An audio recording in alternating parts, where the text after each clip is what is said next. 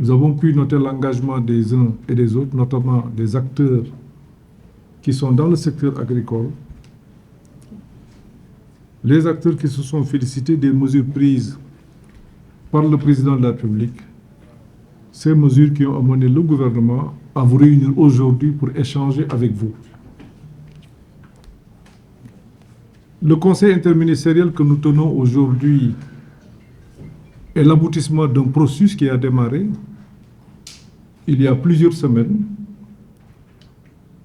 où nos différents services techniques se sont rencontrés. Nous avons beaucoup échangé.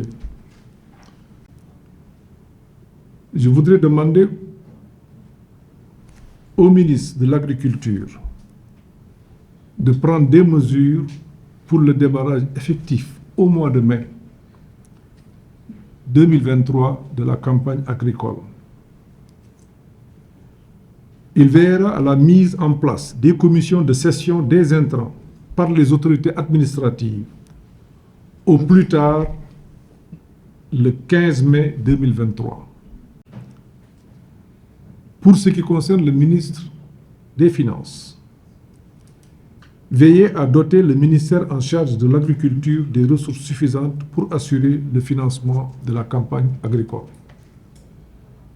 Il donnera les premières indications lors du débat budgétaire qui se tiendra à l'Assemblée nationale avant le 30 juin de cette année.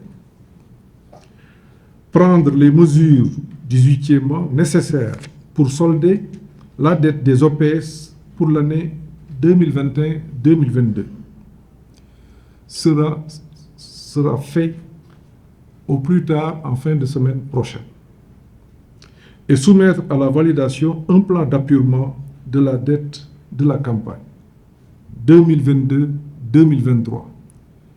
Ce plan sera soumis au gouvernement avant le 15 mai et vous serez informés. 19e, c'est la dernière recommandation, c'est de demander au ministre de l'économie, du plan et de la coopération d'inviter les banques pour que l'on puisse échanger sur la problématique des taux d'intérêt qui sont assez élevés et de veiller à une meilleure articulation entre les instruments de financement que nous avons, que sont l'ADR, le FONGIP et les banques, pour pouvoir permettre à nos agriculteurs qui en ont besoin d'avoir des financements rapides et à bas prix.